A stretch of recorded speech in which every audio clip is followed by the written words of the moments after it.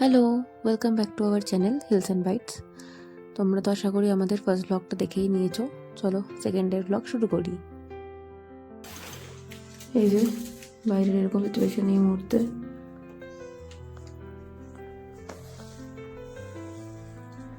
Breakfast দিয়ে গেছে almost 15 minute আগে, কিন্তু আমরা রেডি হতে গিয়ে লেট করে ফেলেছি।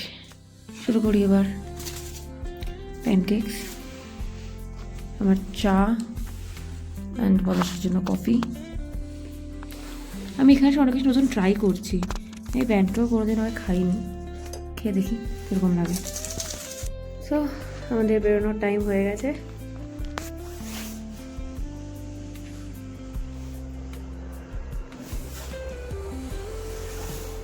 By bye রামাটা।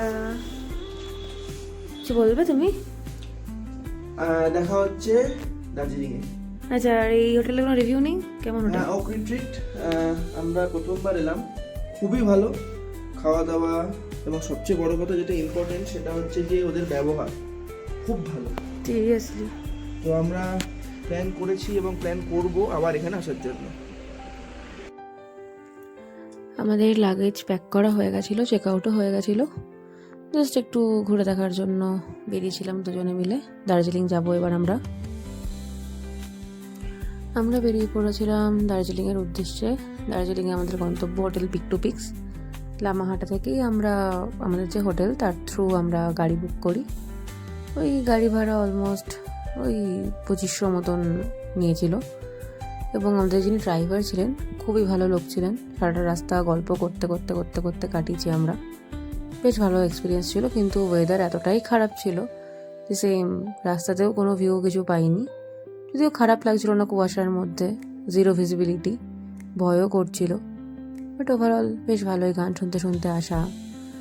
আর এই রাস্তা আগেও অনেকবার এসেছি, কিন্তু পাহাড়ে সব রাস্তায় হাজারবার গেলেও যে নতুনই লাগে।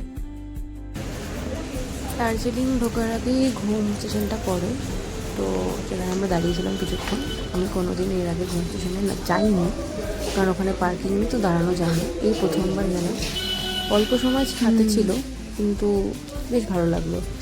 বেশ কুয়াশাচ্ছন্ন একটা পরিবেশ, মিস্টিরিয়াস, অনেকটা ওই রহস্য গল্পের মতন। দারুণ, মানে এখানে বসে থাকলেও মনে হবে যে না টিকিট চলার সময় কাটানোই যায়।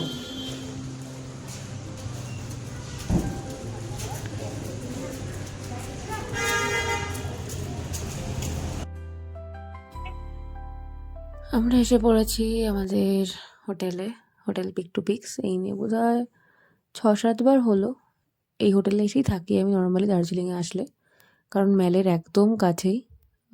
গ্লিনারিজের ঠিক উল্টো দিকে এটা, রবার্টসন রোডে। এবং রুমগুলো বেশ ভালো, স্পেশিয়াস, আর সার্ভিসও খুবই ভালো। যদিও এখানে আমরা খালি স্টের অপশানটাই নিয়েছিলাম, খাবারের কোনো কিছু নিইনি। এদের আরেকটা হোটেলও আছে, হোটেল চাণক্য। চলো রুম টুরটা করে দিই। এই যে এটা ছিল ট্রিপল বেডেড ভিউ রুম। এটা ওই অ্যাপ্রক্স 2500 মতন। লোকেশন ওয়াইজ খুবই ভালো। আর এটা কাঞ্চনজঙ্ঘা ভিউ রুম ছিল। চাইলে 3 জন তো ইজিলি শোয়া যায়, খুব ভালো হবে। ওয়াশরুমটাও মোটামুটি খারাপ না, ভালোই। মেনলি আমার এখানে এই হোটেলটা চুজ করার রিজন লোকেশন, কারণ ম্যাল বেশি অত হেঁটে যেতে আমার ইচ্ছা করে না, যখন তখন ম্যাল ঘুরে আসা যায়, সেই জন্য। এই যে এই জানলাটা একটু খুললেই বাইরের পুরো ভ্যালি ভিউও থাকে, আর সাথে কাঞ্চনজঙ্ঘাও তো অবভিয়াসলি দেখাই যায়। যদিও এখন ওয়েদার খারাপ ছিল, আমরা কাঞ্চনজঙ্ঘা কিছুই দেখতে পারিনি এই টাইমটাতে। পুরোটাই দেখতে পাচ্ছ তোমরা সবাই যে কীরকম কুয়াশা, মানে এইরকম কুয়াশার মধ্যে আমরা লামাহাটা থেকে এসেছি। হোটেলে একটু ফ্রেশ হয়ে নিয়ে আমরা বেরিয়ে পড়েছিলাম লাঞ্চ করতে আমরা গেছিলাম নরিয়াংয়ে। নরিয়াংটা অনেকটাই বেশ দূরে, ক্লক টাওয়ারের কাছে ছিল, কিন্তু নরিয়াং অবধি পৌঁছে আমরা জানতে পারলাম যে নরিয়াংয়ে রেনোভেশন চলছে বলে লোকেশন টেম্পোরারিলি শিফট হয়েছে। তো এটা হচ্ছে এখন সেই লোকেশনটা। আমরা এখন নরিয়াং টিবেটান রেস্টুরেন্ট। ম্যাডাম এখন মকটেল যা ইচ্ছাটা দিয়ে দাও। সোডা দিয়ে দাও, লেমন সোডা দিয়ে দাও। ম্যাডাম এখন লিখে দিচ্ছে অর্ডার। এখানে নিয়ম হচ্ছে অর্ডার লিখে দিতে হয়। আমরা আগেও নরিয়াংয়ে এসেছি, নরিয়াংয়ের খুব ভালো খাবার পেয়েছিলাম আগের বার, তাই আমরা রিপিট করছি। আর লোকেশন চেঞ্জ হয়েছে, যারা আগে নরিয়াং চেনেন এখন সেখানে নেই, এখন হোটেল রামাডার পেছনে একটু হাইটে এসে হোটেল অর্কিড হোমস্টের ওপরে টেম্পোরারিলি এখানে এসছে, কারণ ওটা রেনোভেশন চলছে। তো সায়নীর অর্ডার লেখা হয়ে গেছে। আমরা কী কী অর্ডার দিয়েছি দেখি। একটা চিকেন সাপটা, একটা চিকেন ফ্রাইড রাইস, একটা পর্ক ফ্রাইড রাইস, একটা থামস আপ, একটা লেমন সোডা। তো আমরা এরপর খাবারের ছবি নিয়ে আসছি। খাবার আস্তে আস্তে আমি একটু ভিডিও করে নিচ্ছিলাম।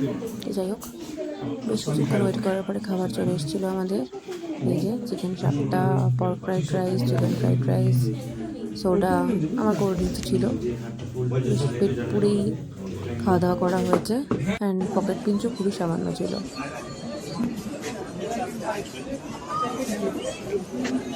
লাঞ্চ করে আমরা হোটেলে ফিরে একটু ঘুমিয়ে নিয়েছিলাম। তারপর সন্ধে নামতে নামতে এই যে ম্যাল, তুইও যতটা ভিড় হবে ভেবেছিলাম ততটা ভিড় হয়নি। বিয়ের আগে দার্জিলিং এসেছিলাম, বিয়ের পর দার্জিলিং এসেছি, feeling same, mall is different. বলো ম্যারিজ সেই একদম যেমন ছিল তেমনই আছে। মানে mall hits different. Exactly marriage এই এই এই ভাই অন্য কোথাও হবে না। হাঁটতে হাঁটতে আমরা দুজন চলে এসেছিলাম এই যে মেলে। মোটামুটি মনে হচ্ছিলো এখানে আছে ভিড় ছিলই বেশ, মানে এই ওয়েদার থাকা সত্ত্বেও এরকম ভিড় হবে এটা আশা করিনি। দুপুরের পরের থেকে একটু হলেও ওয়েদার ইমপ্রুভমেন্ট হয়েছিল যদিও।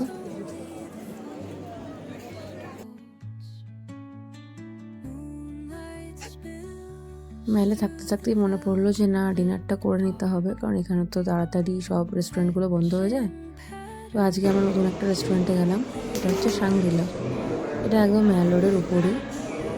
বেশ দারুণ ভাইব, বেশ একটা অ্যাস্থেটিক একটা ভাইব আছে। আমরা অর্ডার করেছিলাম chicken convex and chicken in oyster garlic sauce. খেতে বেশ ভালোই লাগছিলো। আর সাথে ডেজার্টে আমি একটা চিজ কেক নিয়েছিলাম।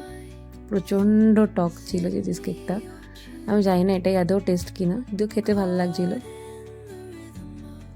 এই রেস্টুরেন্টটা মোটামুটি একটা গ্লেনারিসের সাবস্টিটিউট বলা যেতে পারে, কারণ এনভায়রনমেন্টটা, অ্যাম্বিয়েন্সটা অনেকটা সেম।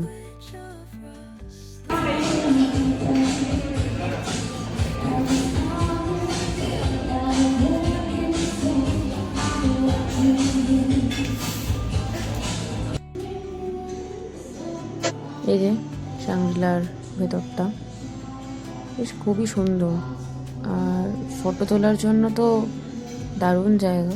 বেশ কয়েকটা ফটোও তুলেছি এখানে আমি। খাবারের প্রাইসও মোটামুটি ভালোই, ঠিকঠাকই আছে। আপাতত এইটুকুই, দেখা হচ্ছে পরের দিনের ব্লগে। Till then, like, share and subscribe and by.